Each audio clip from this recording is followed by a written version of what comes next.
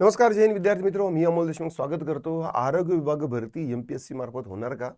नवीन राजपत्र आलेलं आहे. काल नवीन राजपत्र आलेलं आहे. सामान्य प्रशासन विभागाच्या हवाल्यानं नवीन सेवा प्रवेश नियम अपडेट झालेले आहे आणि त्यामध्ये आरोग्य विभागाचं नाव आहे की नाही आपण ते पाहणार आहोत. हे जे राजपत्र आहे हे 12 तारखेला आलेलं आहे. सगळं काही डिटेल मी तुम्हाला सांगणारच आहे. तत्पूर्वी 15 तारखेपासून आपली ही आरोग्य विभाग भरतीसाठी आरोग्य दूत ही आपली बॅच सुरू होतीये. ऑफकोर्स आता जाहिरात पुढच्या 2-3 महिन्यामध्ये येणारच आहे, पण जसा तलाठीच्या वेळेस आपल्याला धप्पा झालेला आहे तर तसा आरोग्य विभागाला धप्पा होऊ नये यासाठी ही बॅच आहे. 15 तारखेपासून सुरू होणार आहे. ॲप्लिकेशन आपलं तुम्ही eSwim अकॅडमीचं डाउनलोड करून ठेवा. आज उद्या परचेस करू नका. 15 तारखेला चांगली तुम्हाला डिस्काउंट मिळणार आहे, तर त्यामुळे ही कन्सिडर करू शकता. ना आता येऊया अगोदर. आता हे 12 तारखेचं एक ट्विट आहे. ठीक आहे, कधीचं 12 तारखेचं हे ट्विट आहे. मुख्यमंत्र्यांनी याच्यामध्ये काय सांगितलेलं आहे की भरती परीक्षा पद्धतीमध्ये सुधारणा करावी. ठीक आहे, यासाठी राज्यात उच्चस्तरीय समिती त्यांनी काय केलेली गठीत केलेली आहे. आता केंद्र सरकारनं, ठीक आहे, केंद्र सरकारनं पेपर फुटीच्या संदर्भात आणि जे परीक्षेमध्ये गैरव्यवहार होतात त्याच्या विरोधात संसदेमध्ये जो कायदा पारित केलेला आहे, संमत केलेला आहे, तो महाराष्ट्रात देखील पुढच्या 15 दिवसात लागू व्हायला पाहिजे. ठीक आहे, 15 वाड्यात लागू व्हायला पाहिजे असं त्यांनी सांगितलं. आणि राज्यात कमीत कमी 25,000 सुरक्षित क्लासरूम म्हणजे 25,000 क्लासरूम आहेत, सेंटर नाहीत. ठीक आहे, तर ते सेंटर जे आहेत तर ते तयार करण्यात यावे या संदर्भाचं हे ट्विट आहे. आणि आता येऊया आपल्या राजपत्राकडे. ठीक आहे, हे राजपत्र आहे. आता हे कधीचं आहे? हे कधीचं आहे? हां, 11 ऑगस्टचं हे राजपत्र आहे. आणि यामध्ये नेमकं काय काय सांगितलेलं आहे आपण ते पाहूया. आता हे सामान्य प्रशासन विभागाच्या मार्फत आलेलं आहे. कोणाचं? सामान्य प्रशासन विभागाच्या मार्फत आलेलं आहे.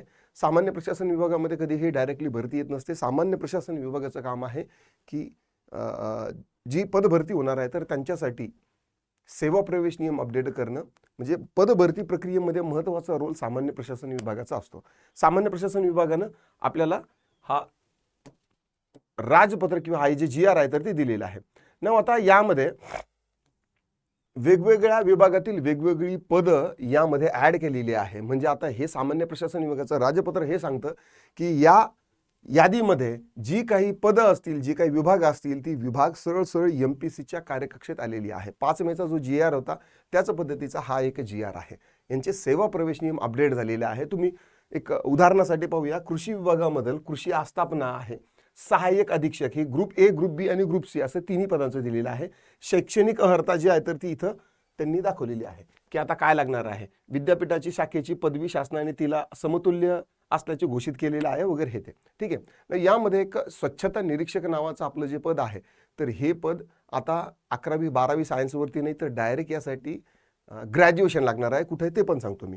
आता मी हा सगळा GR जो आहे तर तो शब्दानं शब्द चाललेला आहे, पण या GR मध्ये आपली आरोग्य विभाग कुठंही दिसलेलं नाही ना. आता यामध्ये स्टाफ नर्स पद आहे, तांत्रिक पद आहे, जेवढे आपले पदं आहेत या पदांचा इथं संदर्भ दिसतो, पण ही पदं आपल्याला DMERची आहेत. कुठं आहेत तर ती पाहून घेऊया.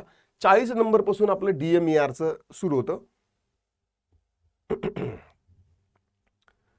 37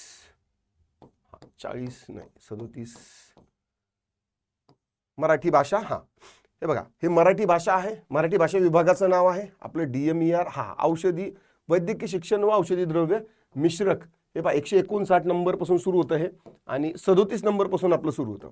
ठीक आहे, आता यामध्ये संग्रहालय आहे, राखणदार आहे, ठीक आहे, मिश्रक आहे, मिक्सर आहे, देन वस्त्रपाल पद आहे. वस्त्रपाल आपलं याच्यामध्ये आरोग्य विभागाच्या याच्यातलं पद आहे. प्रयोगशाळा सहाय्यक आहे. प्रयोगशाळा सहाय्यकासाठी काय विद्यापीठाची विज्ञानातील पदवी पाहिजे. ठीक आहे, देन आणखी काय आहे, वरिष्ठ लिपिक. ठीक आहे, पण कुठला आहे, DMERचा आहे. देन पदं कोणकोणते आहे, वरिष्ठ लिपिक, रोगपाल, ग्रंथपाल, सहाय्यक ग्रंथपाल, सहाय्यक ग्रंथपाल श्रेणी 1, ग्रंथपाल, सहाय्यक ग्रंथपाल, प्रेक्षेपक. ठीक आहे, स्वच्छता निरीक्षक. हा पहा, स्वच्छता निरीक्षक हे पद वेगवेगळ्या डिपार्टमेंटमध्ये पण आहे. आपलं सॅनिटरी इन्स्पेक्टरचं जो कोर्स झालेला असेल त्या पोरांना 11वी 12वी वरती देखील चालतं. MPW साठी हा सॅनिटरी इन्स्पेक्टरचा कोर्स पाहिजे. पण स्वच्छता निरीक्षक हे पद आहे, याच्यासाठी आता विद्यापीठाची पदवी आणि शासनाने त्या समकक्ष म्हणून घोषित केलेली इतर कोणतीही अर्हता लागते. ठीक आहे, पदवी पाहिजे किंवा समकक्ष अर्हता असेल तर ते पाहिजे. आणि शासनाने मान्यता दिलेल्या संस्थेचा सॅनिटरी इन्स्पेक्टरचा प्रमाणपत्र असायला पाहिजे.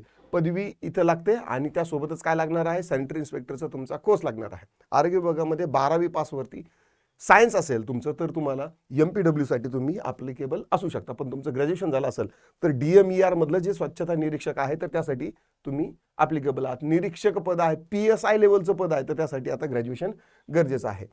ठीक आहे. गृहपाल आहे, प्रयोगशाळा तंत्रज्ञ, प्रयोगशाळा सहाय्यक, अधिपरिचारिका. ठीक आहे, जी आता नर्सिंगमधली जी स्टाफ नर्सची जी मोठी भरती येणार आहे. पण आता मोठा धप्पा आलेला आहे की ही भरती सगळी कोणाकडे गेलेली आहे, ही भरती गेलेली आहे MPSC कडे. ठीक आहे, अधिपरिचारिका नर्सिंगमधील पदवी किंवा GNM ज्यांचं असेल त्यांच्यासाठी अधिपरिचारिका ही DMERच्या आरोग्य विभागाची नाही, ही कोणाकडून गेलेली आहे, MPSC कडून गेलेली आहे. देन MRI टेक्निशियन जे पद आपल्या आरोग्य विभागात देखील आहे. एक्सरे टेक्निशियन आहे. ठीक आहे, छायाचित्रकार आहे, सांख्यिकी सहाय्यक हे एक पद आहे, संशोधन सहाय्यक. ठीक आहे, समाजसेवा अधीक्षक.